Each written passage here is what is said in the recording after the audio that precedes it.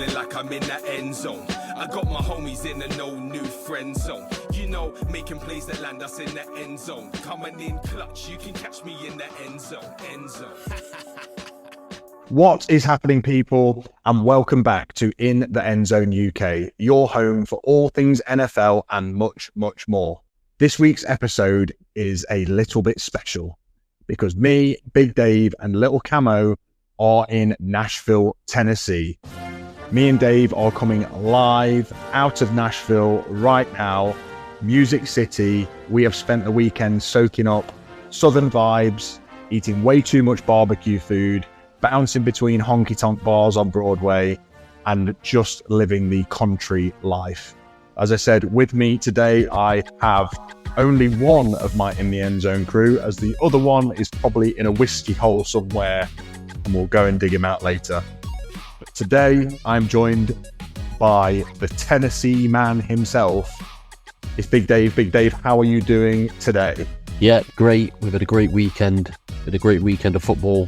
Cam, like you say, he's probably out there somewhere dancing his cheesy little head off, or maybe just sitting on a stool, more likely, but he's out somewhere in Tennessee. We have to go and find him later.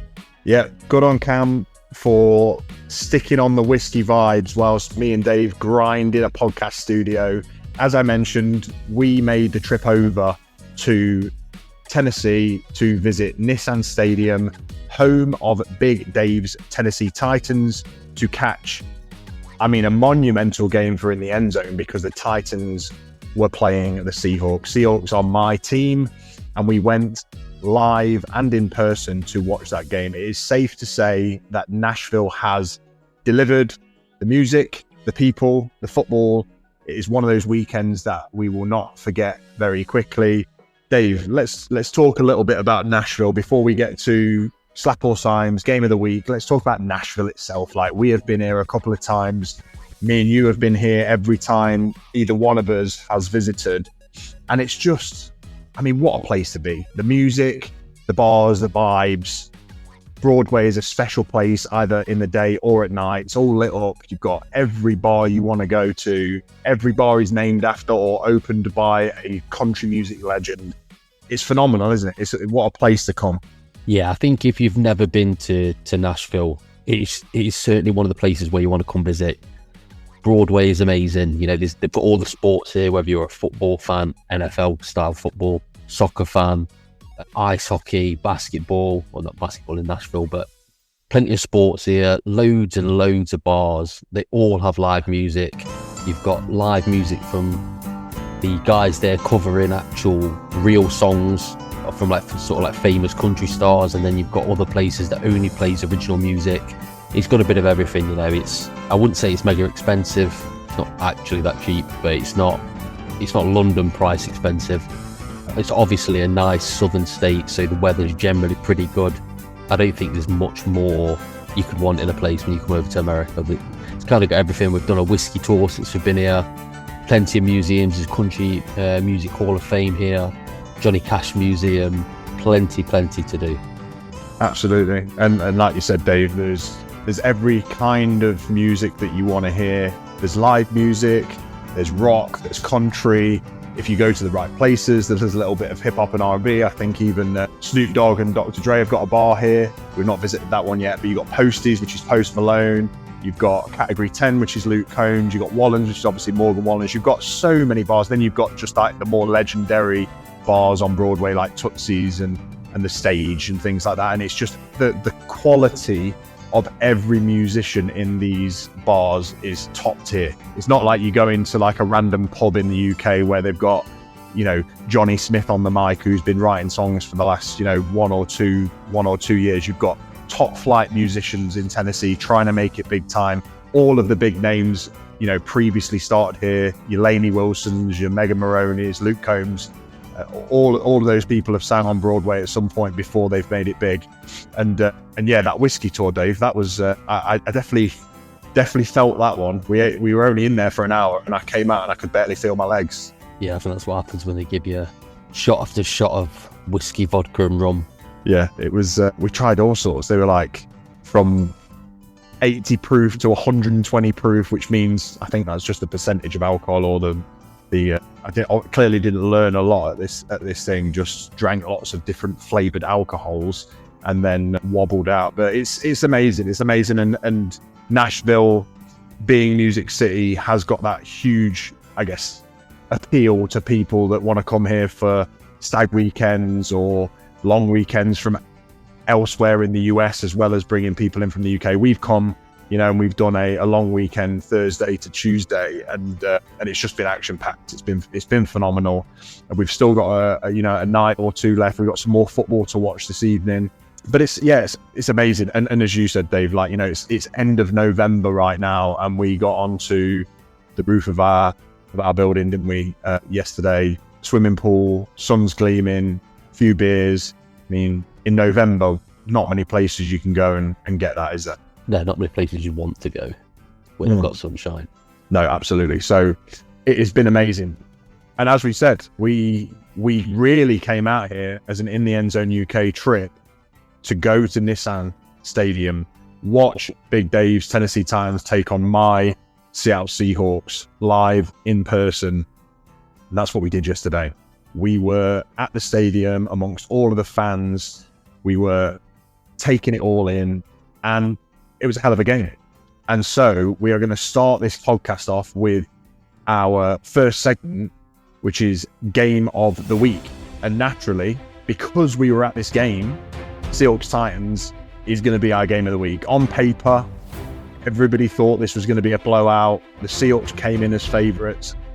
And yes, they did end up winning, but I really thought the Titans showed some heart, showed some promise, and I think it was a very different narrative to what a lot of people thought was going to happen. The defense on the Titans side fought hard, crowd was great, and was a lot closer than expected. We got a real game out of it, didn't we, Dave? It was a lot different to what we maybe thought we were going to get going in, and I think probably felt pretty good from the Titans side to hang in with the Seahawks for nearly the whole game. Yeah, and like I said, I've said it a load of times on this podcast now. I don't go into these games expecting to win. I think all I want to see is improvements week on week, and this was Cam Ward's easily his best game that he's played for the Titans. I think the scoreboard maybe makes it look a little bit closer than what it was, but I think we were down 2 scores or 2 touchdowns going into the last sort of 7 or 8 minutes, but the Titans kind of used all of that time to put one prolonged drive together of good plays, which resulted in a touchdown. Obviously it left about 15 seconds to score a second one after an onside kick that we didn't win, but I was happy with the performance, knowing that we've still got the number 1 pick, but Cam Ward looked good, a little bit of escapability, taking gaps, which I wanted him to do pretty much all season, but just taking what the defense gives him, little check downs, some sideways passes, taking some little runs up the middle when you can, just keep the chain moving rather than always being in 2nd and long, 3rd and long.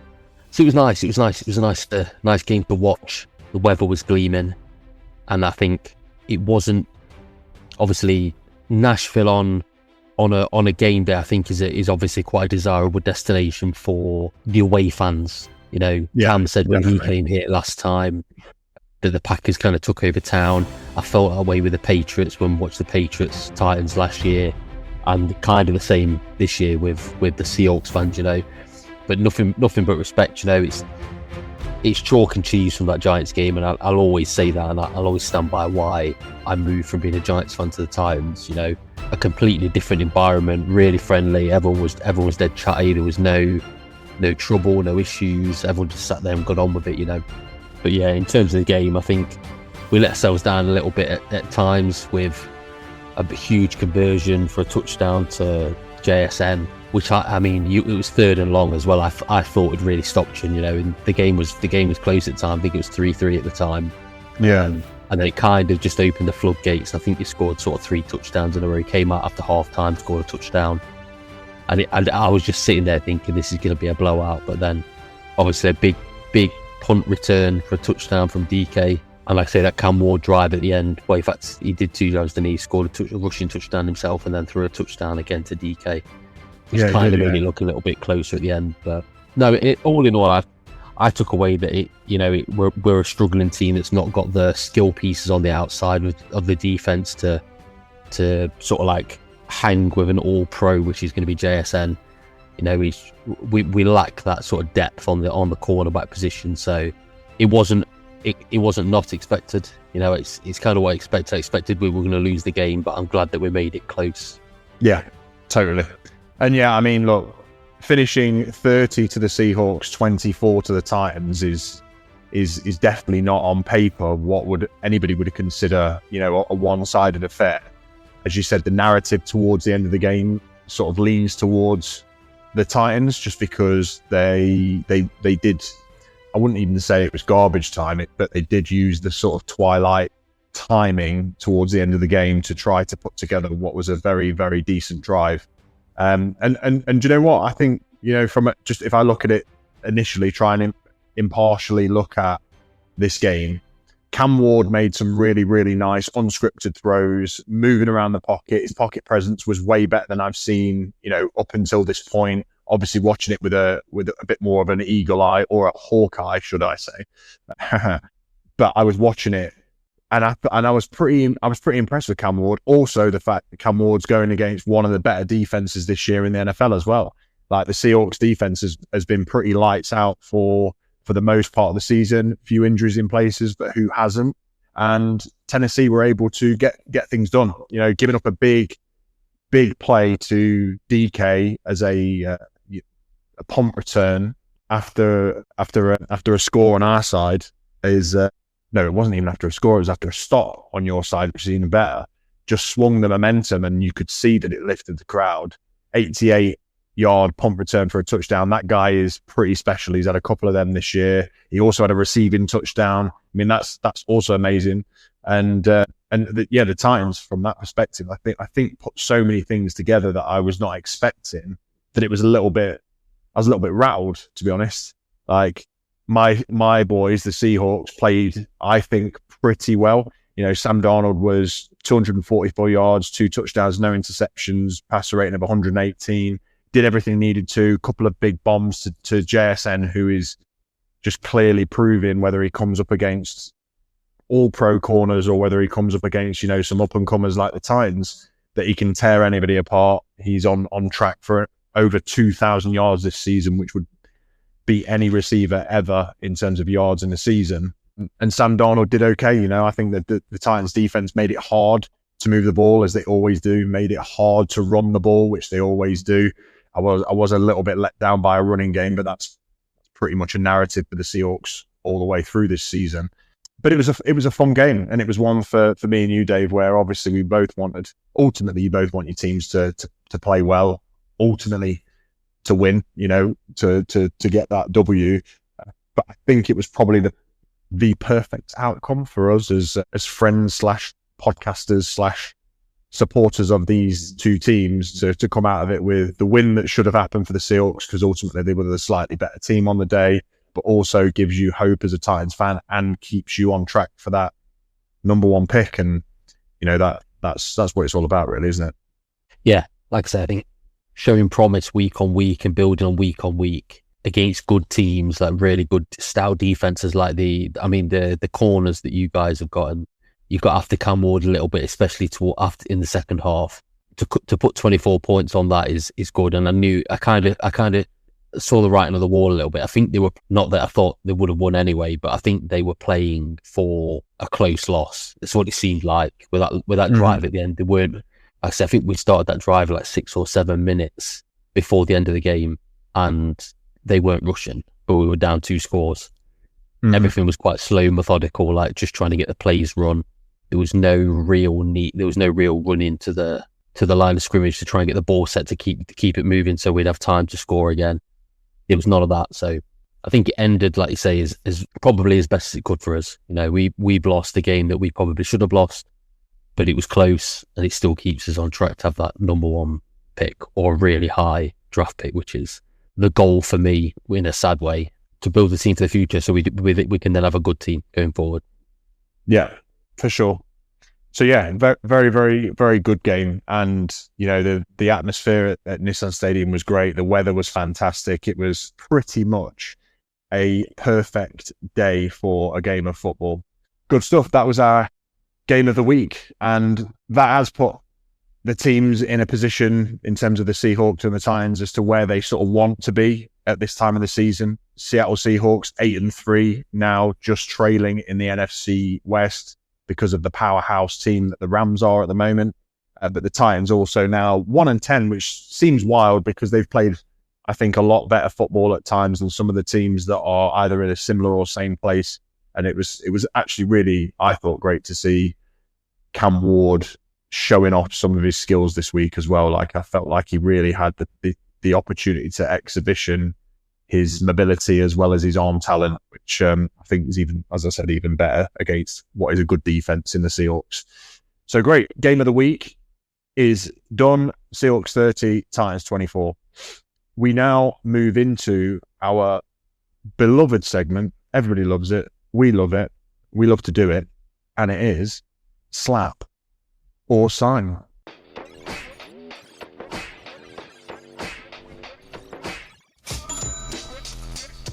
Now, full disclosure, because we were at the early game, Seattle against Tennessee, we didn't get to see every single matchup live. We had to watch highlights and reruns, and we caught a lot of the football on NFL networks that's shown all over the bars in the US and in Nashville, in the sports bars that we were in. So we have tried to make up for that, and we will do our best. But what we did do is make it to the bar of Luke Combs, category 10, in the VIP section. We were looked after, treated to cocktails, wings, barbecue food. It was delightful, and we got to watch the late window of games as well as the Sunday night football game. So we will be coming with the best takes that we can. As usual in Slap or Sign, we'll pick 2 players from the NFC, 2 players from the NFC, 1 to slap, 1 to sign, depending on whether they've had a good week or a bad week. And we will start in the AFC. And Dave, I'm coming to you in the AFC. Who are you going to slap this week? This week, I am slapping Geno Smith. We caught this game, as Dom said, in Luke Combs' bar. Sat on some really nice leather recliners watching the game. Geno Smith, what a turd. He has regressed so badly from his time as a Seahawk. You know, I don't know what's happened to him, but it's madness. He got sacked 10 times. Wow. 10 times. And I get that it's maybe more on the offensive line than it is on him. However, once you've been sacked 3 or 4 times, you must realise that that's the way the game's going to go. You know, you're going to be under a lot of time, so you've got to get the ball out quick.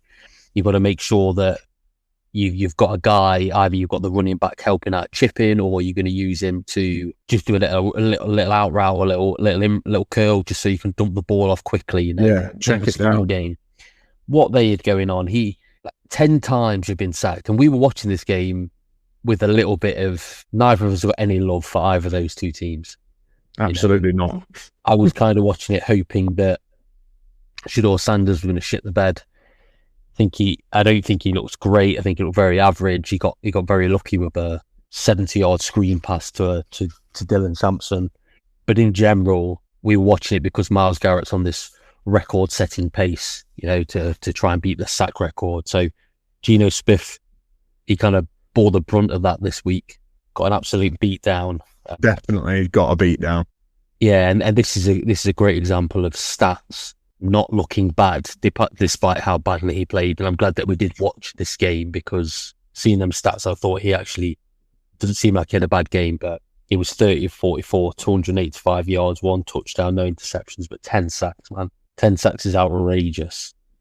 I can't think of a time, and I'm sure there will have been, you know, in recent history even, but there are not many games that stick out where a quarterback gets sacked 10 times. When we watched the highlights of this, even though we were watching it live, when you watch the highlights of this, and I urge everybody to go and watch the highlights of this as a pass rusher clinic, a, you know, top tier version of how to get to the quarterback. every single highlight was basically Geno Smith being wrapped up by a defender of the Browns, whether it be Myles Garrett or one of the many others that got there. I mean, we were watching this with a I think a hope, and I certainly can speak for myself. I'd love to see Myles Garrett break the sack record this year, and I think we were sat there when we were thinking, okay, if Myles Garrett gets like a sack in this game, it means he only needs 6 to break the record or whatever, and then he got another sack, and then another sack, and he ended up having 3 in this game, and it's like, if he has 3 in every game until the end of the season, which is very possible, he'll finish the season with like 27 sacks. He'll obliterate the sack record. Yeah. And I was just sort of semi-excited to see it happen in front of my own eyes. Yeah, and I think it's about time that record got broke as well. It's probably stood since the early 2000s, and it's definitely time that record went. Don't know who I'd want to break it, but he's obviously the closest. So yeah, for sure. And then as you mentioned as well, speaking of Shedeur Sanders, because that is a big news story, I guess, at the moment, is that they've now named him the starter. I don't know if it's for the rest of the year or whether it's just they've named him the starter, as of now. But I think he got very fortunate. And we're talking about Geno Smith, and we'll get back to that. But I just think that for those watching that game, Sanders didn't do anything to win that starting job. The defense of the Browns won them that game. I nearly signed the defense of the Browns, and I will put my hands up and say I've given the Browns enough shit over the last 4 years on this podcast that I need to give them credit where it's due. But their defense, man, it is a problem for all teams, good or bad. And if you're a bad team like the Raiders, it's a real problem. 10 sacks is outrageous. And Geno Smith, I think you made the perfect point, Dave, is that his regression since leaving Seattle and his cockiness in leaving it as well, I think is something that just makes it taste so sweet for me. I just think I used to like him. I don't like him now. He's playing bad football. He's playing very smart football. And I can't see him being the answer next year for the Raiders, nor Pete Carroll. They've already fired Chip Kelly, who is their offensive coordinator. They've just done that recently. So that's breaking news, which is also a weird situation to fire your OC before you fire your head coach. It doesn't usually happen. It's usually the head coach on the block, but maybe they just don't want to give Pete DeMeat a cardiac arrest before his season's over. Yeah. The fact that Pete DeMeat's not been sacked is outrageous. They're awful. Okay. Geno Smith gets it for getting 10 sacks, and I absolutely agree. My AFC slap, weirdly, is going to go to a team that won this week. And I just couldn't get over it. I was kind of like, I feel like I've seen it too many times over the last few weeks that it's now getting too hard to ignore. So my AFC slap is going to be Trevor Lawrence for the Jacksonville Jaguars. I mean, I don't know what's going on with this guy. He came out of college, one of the best prospects to ever set foot in the NFL. And since then, he's just not been that. Yet he's been paid incredible amounts of money, $250 million guaranteed. And I feel like he is the thing that is holding the Jags back. They've got everything else. They've got a great defense. They've got 2 great running backs in Travis Etienne and Bashal Tutin. But Trevor Lawrence every week is throwing awful, stinky picks. This week he had 3 more interceptions. He threw for 3 touchdowns, but they weren't particularly, exciting. I'm not pulling away the fact that the player, throws 3 touchdowns. I'm not saying they were bad touchdowns. They almost no such thing, but they weren't great. Like he's being helped out massively by his running backs, and I think that if they didn't have a great run game, this team would be god awful. And if they didn't have a great defense, Trevor Lawrence is just not putting them in a position to succeed. This game finished 27-24. The Jaguars beat the Cardinals just barely with a field goal in overtime. The Cardinals are not a good team. They've got Jacoby Brissett as a backup quarterback who is now starting. Don't know, man. Like Trevor Lawrence, we watched that game as well, was on in the bar, wasn't it? And it just felt like every time they got into a favourable position, he would throw an errant ball that got picked off so easily by the Cardinals. I don't get it. I don't get what's wrong with him. Trevor, I mean, those picks were awful. The one to Buda Baker, I don't know about the other guy. He had that fumble recovery right at the start of the game where he fumbled the ball. Was that an interception? I think it was an Went interception. to the big dude, didn't it? You've got no business winning games with 3 turnovers. That's probably more an indictment on the Cardinals and how bad the Cardinals are. Although I do think they're better with Jacoby Brissett than they are with Kyler Murray. But I don't know what you do with Trevor Lawrence because he's getting paid top tier money and he's playing like a bottom 10 quarterback. Are they just hoping that one day he's going to turn the corner and become this phenom that he was meant to be, the next Andrew Luck?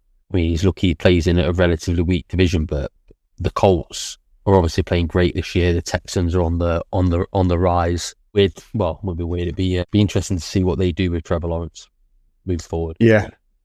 I don't know. I think because of his contract, they're obviously going to have to give him time. And because of maybe his status and his name coming out of college, they probably will give him time. But he has been, just a weak link in the chain for many years of this Jaguars team. Yeah, I don't know. But the eye test is the issue. Like, as much as he threw 3 touchdowns and 256 yards, like, these interceptions were almost game sacrificing. Somehow, some way, the Jaguars 7 times this season have come away with a win.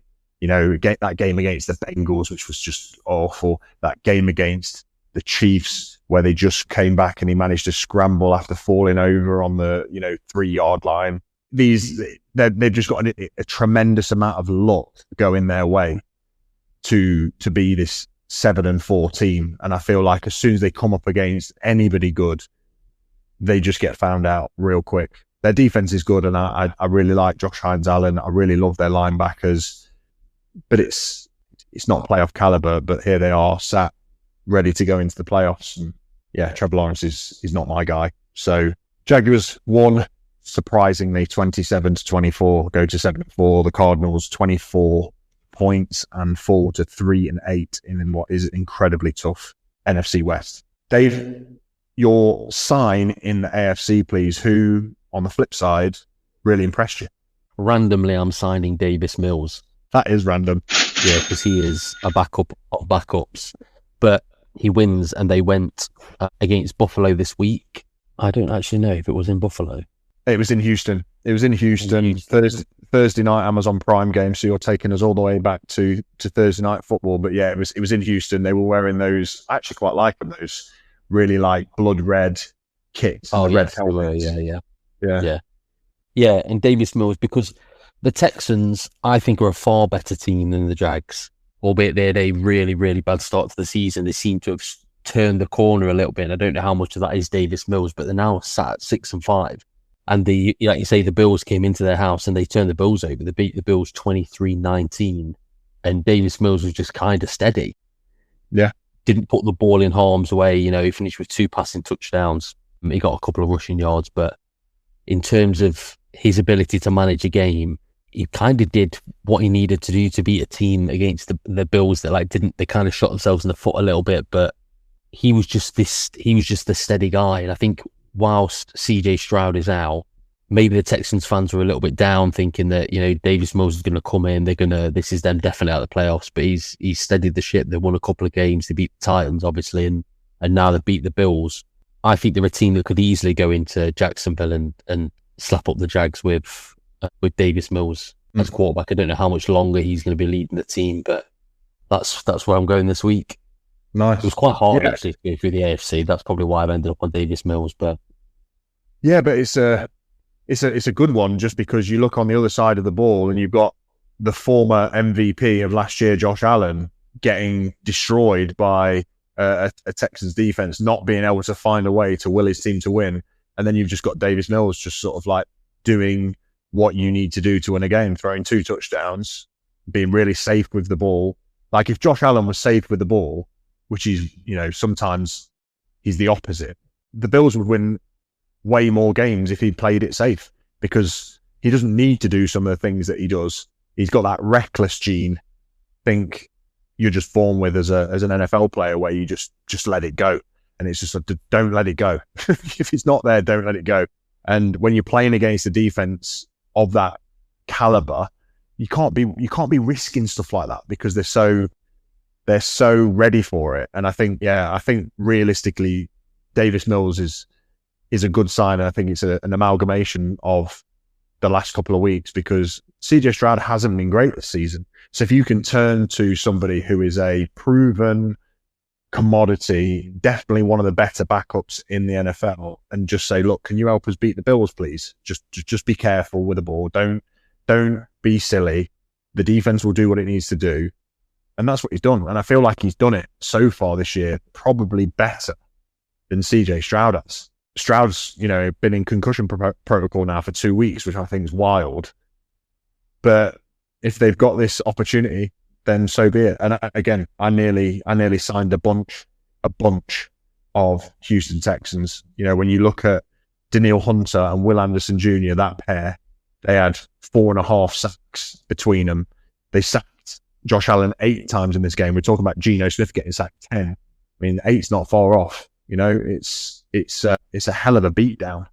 And I don't know, it's just, again, as we've said all season, this AFC, this NFC, this NFL is wide open this year. No team is guaranteed a win. And the Texans proved that against what I thought was going to be. I thought the Bills would find a way, and they didn't. So well done, Davis Mills. Good. Do you want mine? My AFC sign? I think that would be best. My AFC sign is going to Mike Vrabel.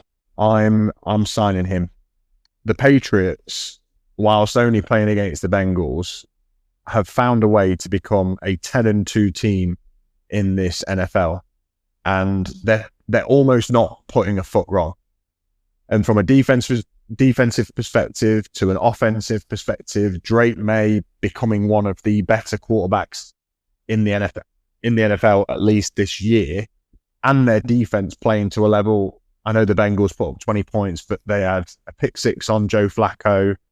They made it very difficult for them to move the ball. This is a team that's got T. Higgins, who went out with a concussion. This is a team that's got Jamar Chase. And every challenge that the Patriots have come up against recently, they've just dominated. They've had an easy schedule. There's no two ways about that. But to be 10-2, the likelihood is that these boys end up making the playoffs, potentially with the bye, hosting any AFC game that's going to be played, and it's going to have to be played through Gillette Stadium in New England. And I just think that Vrabel, we were talking about this, weren't we, the other day? We were saying, right, who's potentially the coach of the year right now? And it's probably got to be Mike Vrabel, because the Patriots were a really bad team last year. Now they're a really good team. There's a few teams out there that have done something similar, like the Colts and Shane Steichen, and maybe one or two more. But I think it's hands down him. And he's just shown that, he made AFC Championship with the Titans. He's always kept them competitive, and he's doing exactly the same now with the team's not that different. They drafted well, great draft this year, but it's not, a million miles away from what it was last year. No, Vrabel's great. And I think we all said it, didn't we, at the start of the season, that we thought that the Patriots were going to be the improved team. Yeah. We did not expect them to be this improved. They're dominating everybody. And yeah, their strength of schedule, I guess, has been pretty pump because of where they finished last year. But they had the same amount of opportunity to improve like every other team did that was at the bottom of their division last year. And they've not, and the Patriots have. And I think a lot of that is down to Vrabel. He's obviously a very, very much a player's player. And I think they play hard for him. And he's probably got that extra bit of juice because he was a Patriot. He's won Super Bowls there. He almost seems a perfect fit for them. And I can't really see them regressing.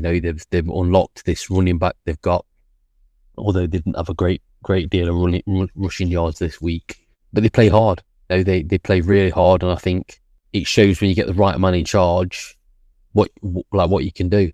I wish the Titans had a head coach like Mike Vrabel. Imagine that. Yeah, imagine that. Almost unimaginable. Yeah, good stuff.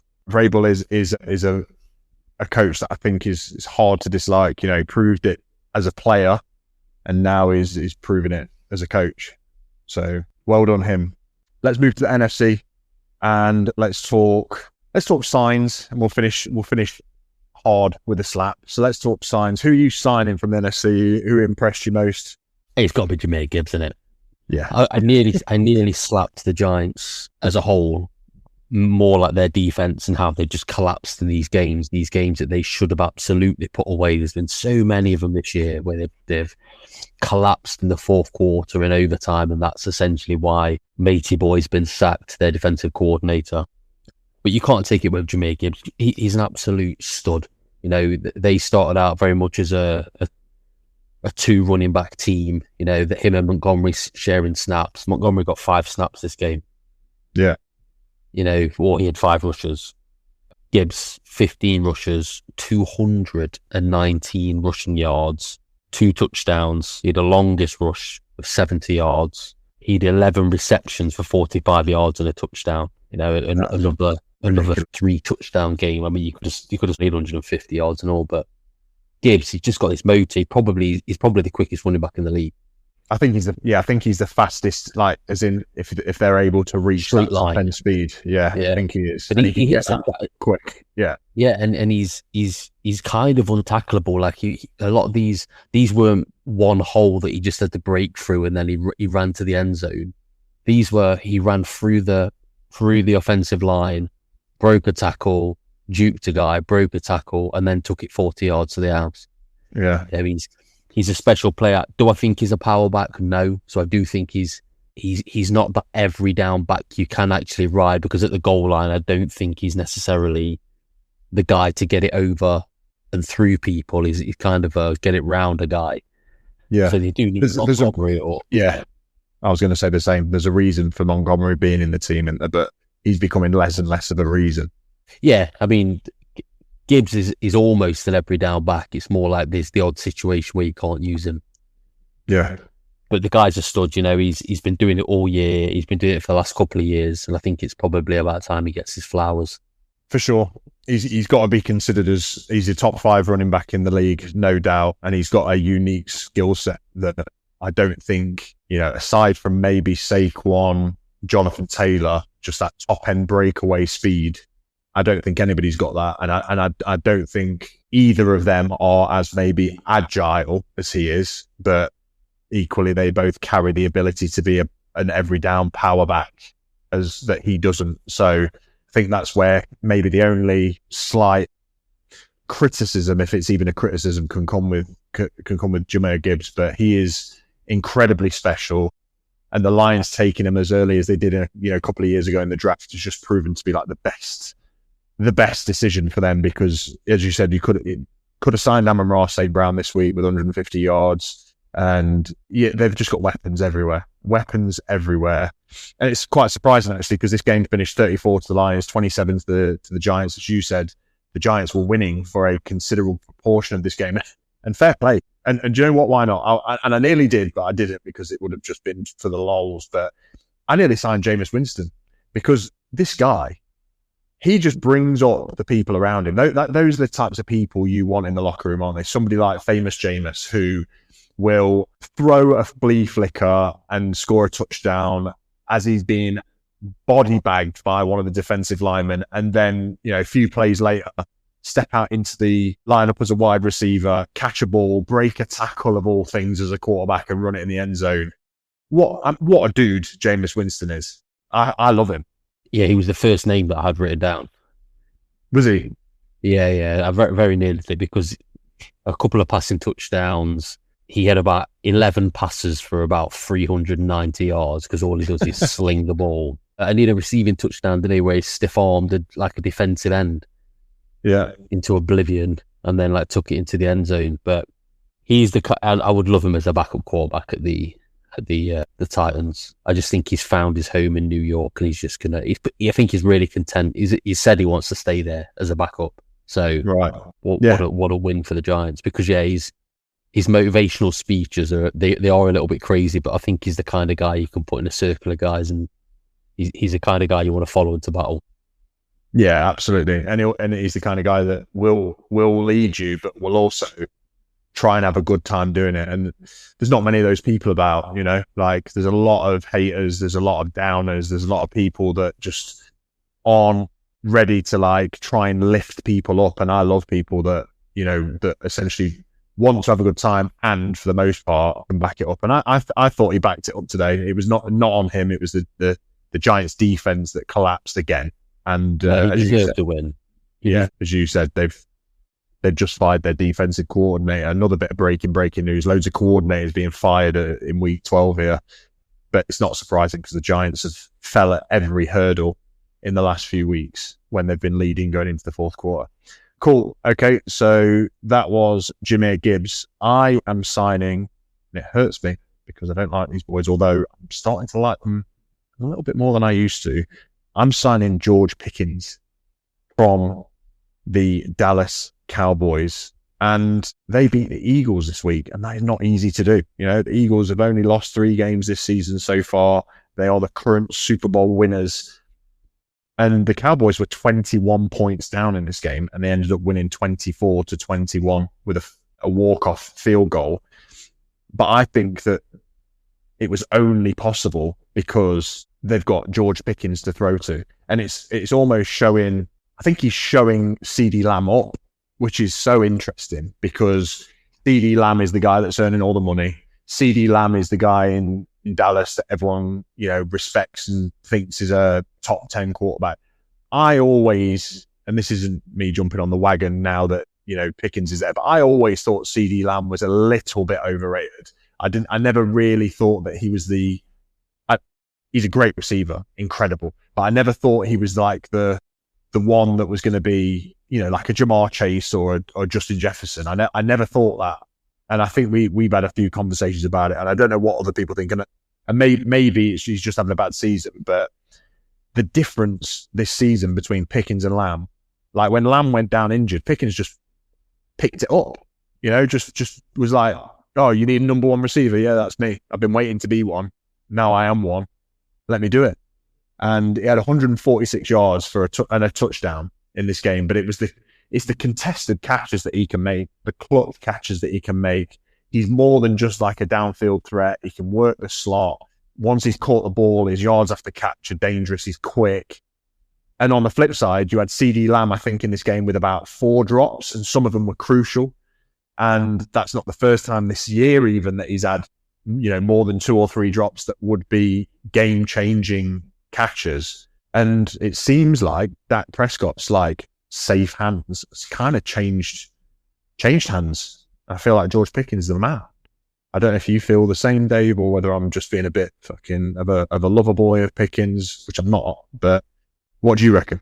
Yeah, well, we obviously had this discussion where we talked about what do they do, because I was looking at the free agent list. Obviously, the Titans have got the most cap space, who was available for us, and George Pickens is on that list, as in he's on the list of going to be a free agent at the end of the year.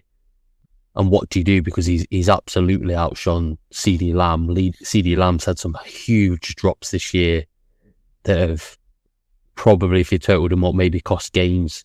He's had drops in crucial positions, and Pickens seems to be able to catch everything. He's not the biggest guy, definitely not body mass wise. He's quite a thin youth, but he can catch everything. Contested catches, he got catch after the run ability. And in an ideal world, I think you'd try and have them both. But the problem is CeeDee Lamb is being paid so much money and Pickens is outperforming him. So then what do you pay Pickens? Yeah. So what do you do? Do you pay Pickens and then trade CeeDee Lamb? It's going to be a real problem for the Cowboys. I mean, it's obviously a really nice problem to have 2 elite number 1 receivers. In an ideal world, I think you try and keep them both. But whether they can do not, when you've seen how bad their defense is, and how much they need to add to the defense, do you try and do that through the draft and then keep both of them boys? I don't know. It's a tough one. They've obviously got a bit of draft capital with the Parsons trade. Yeah, it is a conundrum for the Cowboys. I think what you said, if they can try to pay them both and keep them on the roster, then that's obviously, you end up with a team a bit sort of Bengals-esque, yet they've got a few pieces in the draft to maybe bolster their defense. If they can manage to fudge the numbers, I think it is what you do. The alternative is that you find a buyer for CeeDee Lamb and bolster your picks even more. Like you end up with even more first round picks. I mean, there's definitely a market out there. When I'm poo-pooing him and saying I don't think he's that receiver, he's still an incredible receiver. He still would be a massive improvement for the Bills, the Chiefs, and then teams like yourself, like the Titans, that would be building. Like, I don't know, what would you say? Would you take CD Lamb if they turned around and said, yeah, you can have CD Lamb for a first round pick? Would you take him, or would you rather not? I'd take CD Lamb, CD Beef, CD Chicken. I'd take any decent wide receiver because we don't have any. But I mean, I think with an F, the Cowboys, I think they try and keep them both, because whatever you think about the Cowboys, they draft better than probably any team out there. There's no team I don't think that drafts as well as the Cowboys. They hit on everybody. They find Dak obviously in round 4. Mika was obviously a great pick when nobody else, when people passed him because of his maybe his extracurricular stuff. Yeah, they hit on so many. It's them and the Eagles, that hit on everything. But my sort of gut tells me that they try and keep them both. I think that's the wise thing to do. If you want to give yourself the best opportunity to win it all, win the Super Bowl, you need to have wide receivers. And why would you give up 2 or 1 of 2 really, really good ones? They don't seem to dislike one another.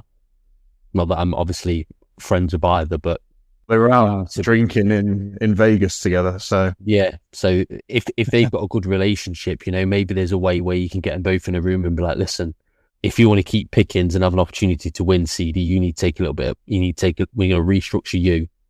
Yeah. We're going to restructure Dak because Dak gets paid way too much. I'm going to try and make this thing work. Yeah, that's a really good shout. That's probably what they should do in the off season. Maybe for the first time ever, Jerry Jones can get ahead of paying somebody instead of falling behind. So that'd be really interesting. Yeah, good call. Also, with just with him, how mad is it that the Steelers, where he came from, who let him go, are now really suffering at wide receiver? Like, they've got DK Metcalf, who they've paid a load of money to, who they traded for to have instead of Pickens, who has had less receptions than the backup running back on the same team. He's their number 1 receiver, and the backup running back for the Steelers has had more receptions than DK this year. How wild is that? Yeah, I don't know how much of that is the Aaron Rodgers thing, where if he doesn't like somebody, he gets them out of town. Or if he doesn't like their effort, whatever. Like, watching Pickens play for the Cowboys doesn't look like he's not got no effort, does it? It looks like he's giving 100% on every snap. But yeah, DK's just, again, talk about overrated receivers. Has he ever lived up to the hype that he was drafted with? I don't think so. Definitely not in Seattle. When you think he leaves Seattle and JSN just explodes out of nowhere, seems to have little diva in him. Then Pickens goes to the Cowboys. Suddenly he's the second best receiver in the league in terms of yardage. Yeah. Maybe it's I don't know. DK's had the same opportunity as both them in the same locations and doesn't seem to be doing a lot with it. No, it does tell the tale a little bit to say that, same setup, but not the same output. And I think it was just interesting that the Steelers could be sat here rolling now with Pickens and DK, which is, I think, is a hell of a tandem as well. It's not quite a CD Lamb Pickens, but it's not far off. And yet the Steelers are struggling to move the ball. And it's just the way the cookie crumbles, I guess. And that's it. That is the end of Slap or Sign. We're done there. We will move on very quickly to some game recaps. Myself and Dave have got one more game to go and watch tonight, which we'll talk about in a moment, but we need to get back out in Nashville before we fly home tomorrow. So, speaking of the Steelers, as we just did, the Steelers lost to the Bears. The Bears now go to 8-3, and they are now top of the NFC North. The Steelers lost 28 to the Bears 31. Caleb Williams, 3 touchdowns. The defense of the Bears came to play. That defense of the Bears is pretty strong in it, Dave. I feel like it's making the Bears team click, and Caleb Williams just has to do enough. Yeah, well, I think he's looked really good this year. I don't think he's looked really good. In spurts. More improved than last year. And when we were talking earlier about the potential coach of the year, Ben Johnson has definitely got to be in there. The guy is an absolute stud, it seems. For some reason, I like the Bears more because of Ben Johnson. Yeah, I don't really know why, but he seems to have them playing with a little bit of passion. They look way more disciplined. But yeah, on the defense, Montez sweated a game the other day, last night, and they've got all the weapons in the world. You know, they've got DJ Moore, that Roma Dunze, that Colston Loveland, their tight end they drafted in the first round. He looks amazing. He's definitely come on in the second half. I don't even know who'd be rookie of the year, offensive rookie of the year at this point. At one point, I thought Tyler Warren was running away with it the first sort of like 5 or 6 games, but he's definitely been more quiet as of late. Yeah, it could be that Abuka from the Bucks, but even he's sort of slowed down a little bit as well. Yeah. It's definitely going to be wide open. It will be. But, you know, the Bears get a big win, and to be sat at the top of the NFC North, that's a difficult place to be, where the Packers, the Lions, and even, you know, maybe the Vikings, but they're not great. Yes, it's a wild middle of the season to have the Bears up there ready to go into the playoffs.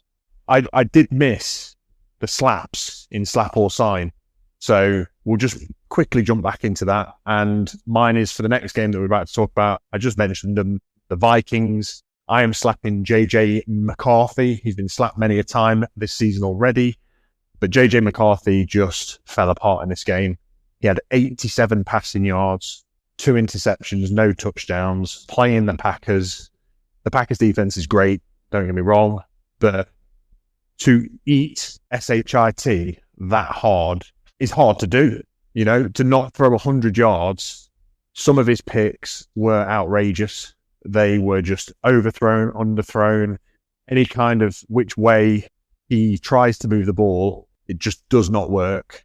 And the more that I watch JJ McCarthy, the more I feel like the Vikings have just thrown away that first round pick. I don't think he's ever going to be the guy.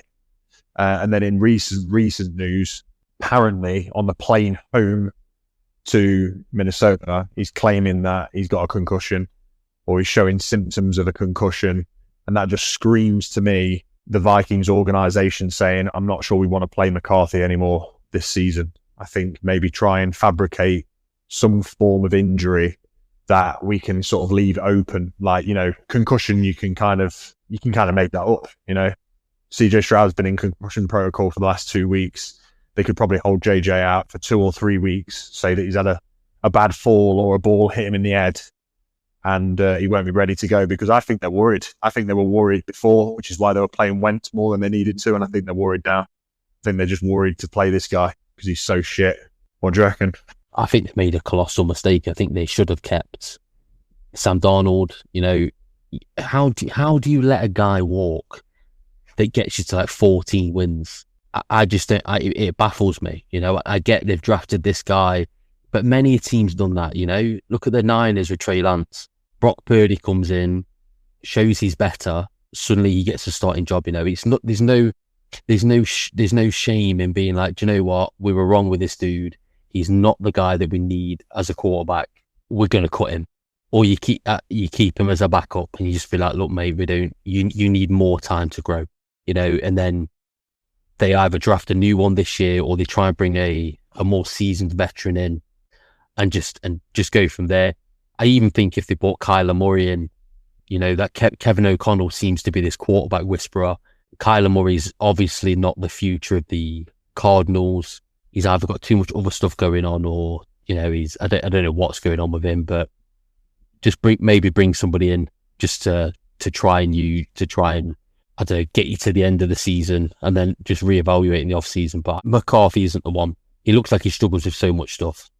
He's hardly played any good football all year. He didn't play anything. Didn't play no football last year. Didn't even practice any last year because of obviously his knee injury. And to go from having Sam Darnold, who absolutely was lighting it up all of last year, and that's kind of what set him on this trajectory he's on now. He's got loads of confidence. He's with the Seahawks, and he's continued to grow with the Seahawks like he did with the Vikings last year. I said it as well. They've all said it. So Daniel Jones said it when he was in Minnesota, and obviously Sam Darnold said it. They both said that Kevin O'Connell gave them that sort of belief that they've been missing for so long. You know, because they've been getting beat down by everyone with a shitty media stick. You know, these are no good. They should have been drafted there. To basically propel them onto their new teams, and they're both playing great football, you know. And Yeah. I just don't think JJ McCarthy's that guy, and that maybe he will be in the future, but I think you can tell a lot from college. And I think he got drafted because he basically got Jim Harbaugh that elusive national championship as a college quarterback that obviously Jim Harbaugh has been after since he was a college coach. So he probably, this dude's he's the best, you know, he can do this, he can do that. He's a great kid, he's got a great brain. Yeah, that's great. I ain't paying you for your brain, mate. I'm paying you for your arm. Let me do something.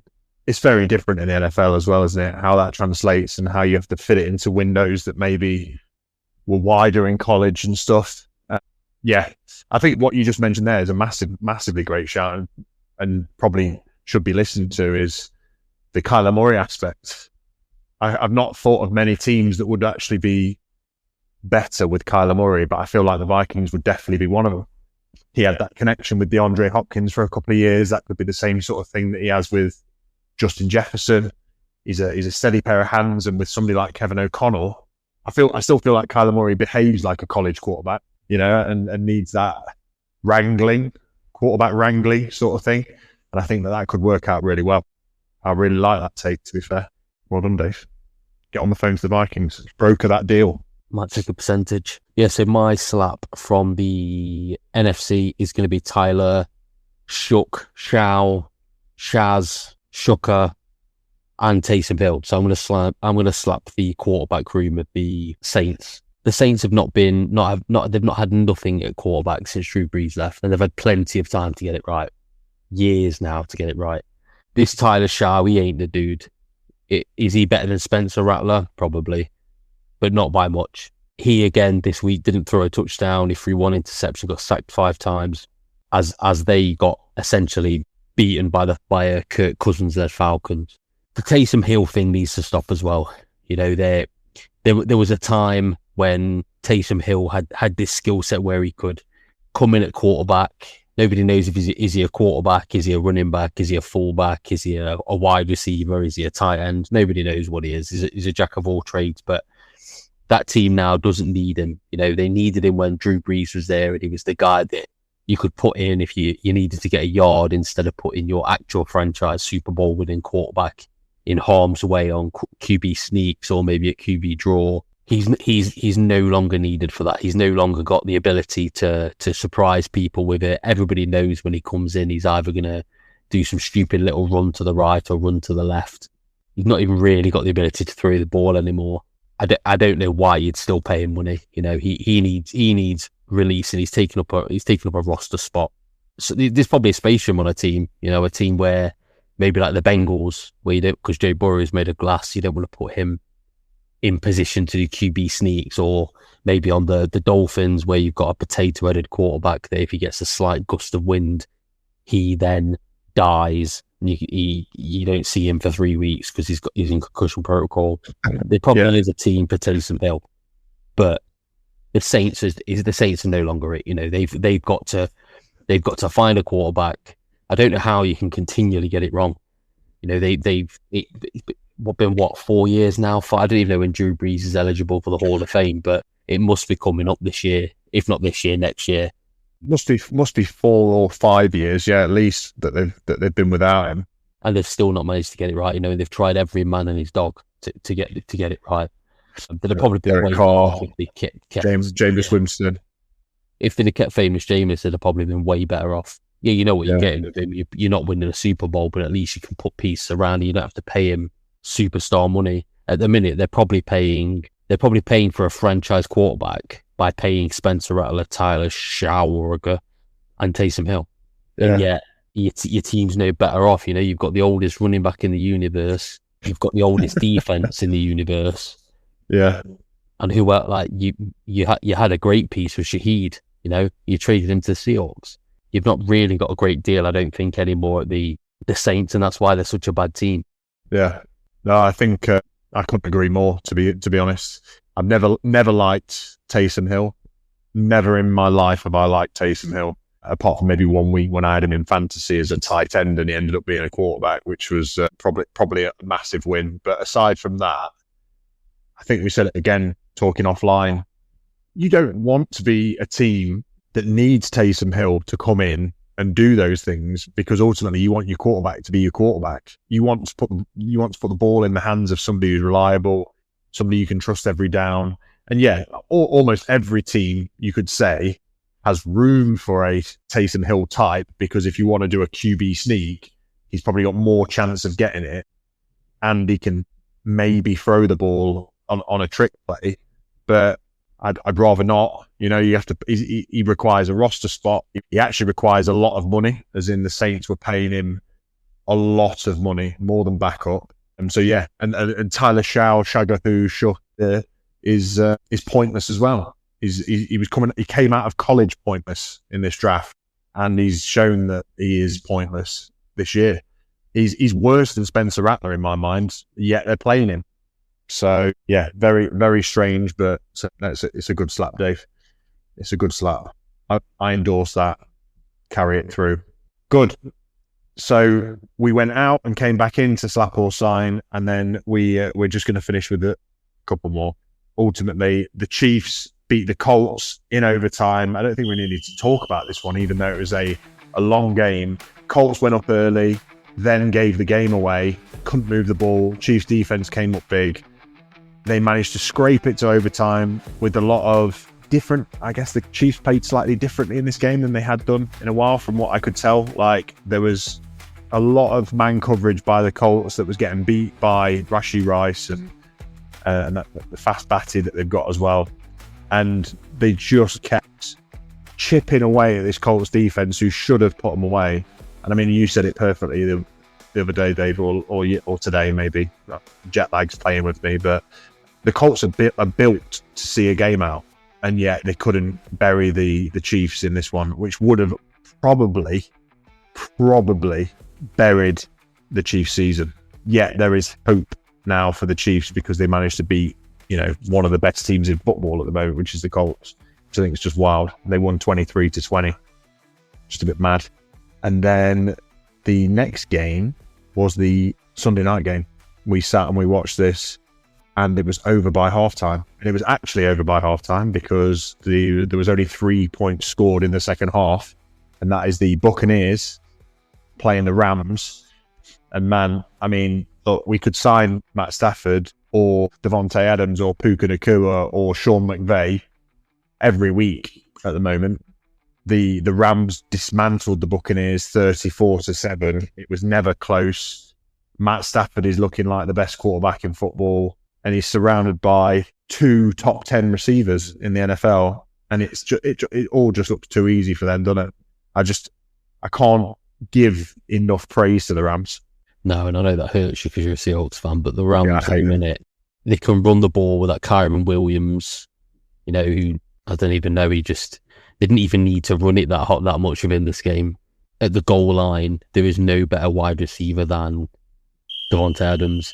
And the fact that Matt Stafford's got probably the best arm in football, he can just do whatever he wants with it.